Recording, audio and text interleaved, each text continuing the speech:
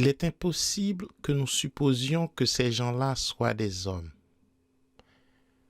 Parce que, si nous les supposions des hommes, on commencerait à croire que nous ne sommes pas nous-mêmes chrétiens. Si j'avais à soutenir le droit que nous avons eu de rendre les nègres esclaves, voici ce que je dirais. Les peuples d'Europe ayant exterminé ceux de l'Amérique, ils ont dû mettre en esclavage ceux de l'Afrique pour s'en servir à déchiffrer tant de terres. Le sucre serait trop cher si l'on ne faisait travailler la plante qui le produit par des esclaves.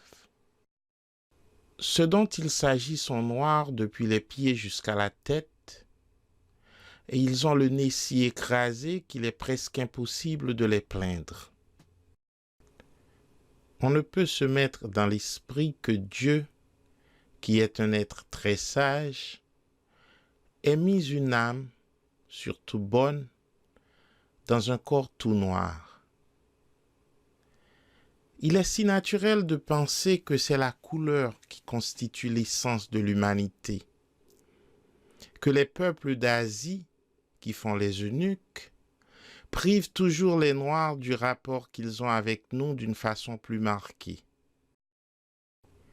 On peut juger de la couleur de la peau par celle des cheveux, qui, chez les Égyptiens, les meilleurs philosophes du monde, étaient d'une si grande conséquence qu'ils faisaient mourir tous les hommes roux qui leur tombaient entre les mains. Une preuve que les nègres n'ont pas le sens commun, c'est qu'ils font plus de cas d'un collier de verre que de l'or, qui, chez les nations policées, est d'une si grande conséquence. Il est impossible que nous supposions que ces gens-là soient des hommes, parce que, si nous les supposions des hommes, on commencerait à croire que nous ne sommes pas nous-mêmes chrétiens.